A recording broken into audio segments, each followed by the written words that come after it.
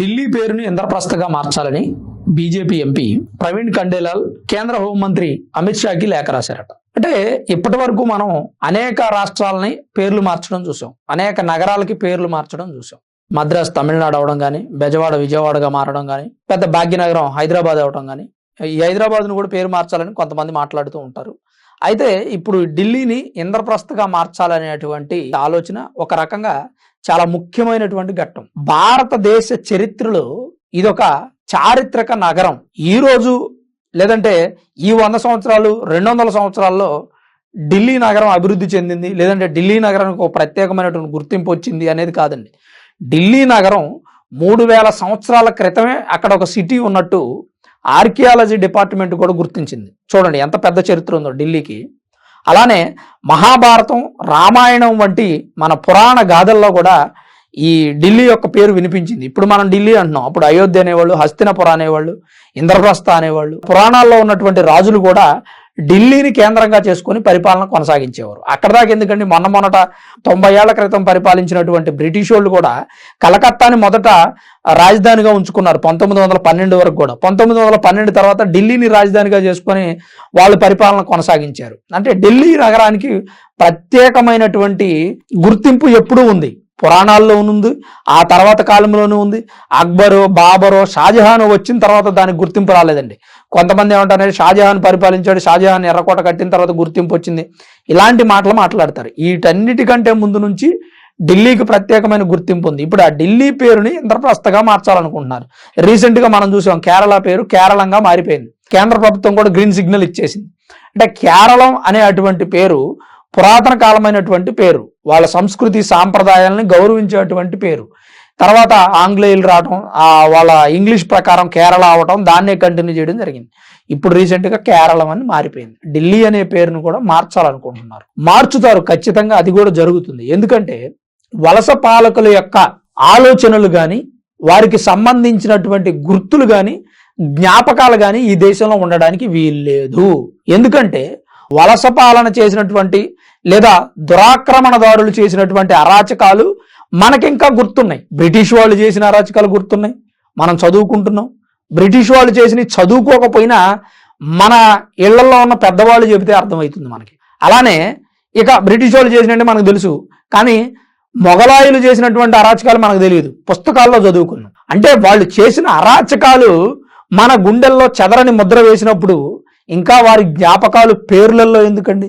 ఊరు పేర్లు, నగరాల పేర్లు, వీధుల పేర్లు, లేదా వారి విగ్రహాలు కట్టడం, వారి విగ్రహాలు పెట్టడం ఎందుకండి ఇవన్నీ?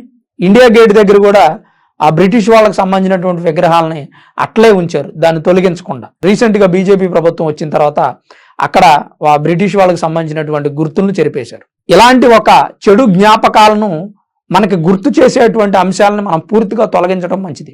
దురాక్రమణదారుల వల్ల ఈ దేశం ఎంత నాశనం అయిపోయిందో మనకు తెలుసు.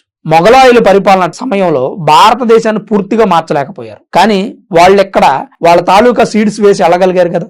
అలానే ఇరాన్ ఏం చేశారు, పర్షియా ఏమైపోయింది, ఈజిప్ట్ ఏమైపోయింది, ఇవన్నీ కూడా ఇస్లాం రాజ్య స్థాపన జరిగినటువంటి దేశాలు. భారతదేశాన్ని కదిలించలేకపోయారు. ఎందుకంటే భారతదేశాన్ని మారుద్దాంరా అని దురాక్రమణదారులు ప్రయత్నం చేసిన ప్రతిసారి ఎవడో ఒక యోధుడు పుడతాడు, ఖచ్చితంగా ఆ యోధుడు వాళ్ళని వ్యతిరేకిస్తాడు. అక్బర్ బాబర్ టైంలో పుట్టినటువంటి యోధులు కానీ, బ్రిటిష్ వాళ్ళ టైంలో పుట్టినటువంటి స్వతంత్ర సమర యోధులు కానీ, ఇప్పుడు ఈ కాలంలో నడుస్తున్నటువంటి వ్యక్తులు కానీ, వీళ్ళంతా ఎవరనేది మీకు ఒక ఐడియా ఉండే ఉంటుంది. నేను ప్రత్యేకించి చెప్పాల్సిన అవసరం లేదు. హిందూ రాజులు మొఘలాయుల్ని ఎంతమందిని తరిమి కొట్టారో మనందరికీ తెలుసు, కానీ మన పాఠ్య పుస్తకాల్లో మొఘలాయులే గొప్ప మహారాజులని రాశారు. అక్బర్ మంచివాడు, బాబర్ మంచివాడు, వీళ్ళ పేర్లు ప్రస్తావిస్తారు. మన రాజుల పేర్లు గుర్తుండవు. మన రాజుల పేర్లు వీళ్ళు రాస్తే విద్యార్థులకు గుర్తుంటాయి. అలాంటి పరిస్థితిని ఒకానొక సమయంలో అప్పుడు పరిపాలించిన ప్రభుత్వాలు తీసుకొచ్చినాయి అంటే ఇంతకంటే సిగ్గుచేటు ఇంకోటి అవసరం లేదు. అలానే ప్రతి ఒక్క వీరుడు ఆ టైంలో ఏదో ఒక వీరుడు పుడతాడని చెప్పాను కదా, అలా పుట్టిన వీరులు ఈ కాలంలో కూడా కొంతమంది వీరులు ఉన్నారు.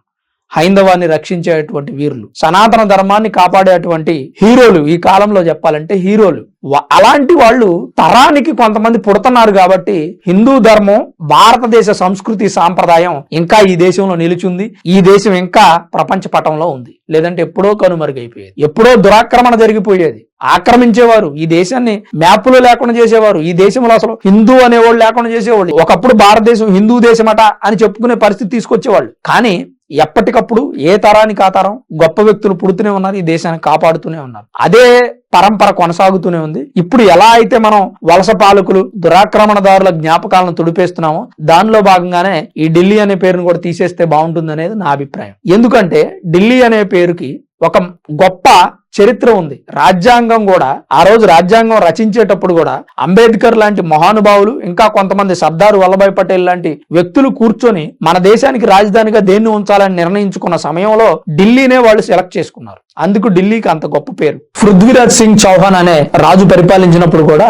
కేంద్రంగా ఢిల్లీనే చేసుకున్నారు. ఆయననే కాదు ఇంకా అనేక మంది రాజులు ఢిల్లీని రాజధానిగా చేసుకుని పరిపాలించినటువంటి చరిత్ర. మరి అసలు ఈ ఢిల్లీ అనే పేరుని ఇంద్రప్రస్థగా మారుద్దామంటారా వద్దంటారా? మారిస్తే మంచిదా, ఢిల్లీగా ఉంచితే మంచిదా? మీ అభిప్రాయాన్ని కామెంట్ రూపంలో తప్పకుండా తెలియజేయండి. కేరళ పేరుని కేరళంగా మార్చడం మీద కూడా మీ అభిప్రాయం ఏంటనేది కామెంట్ రూపంలో తప్పకుండా తెలియజేయండి. Thanks for watching this video. This is Ram signing off sunrise studios.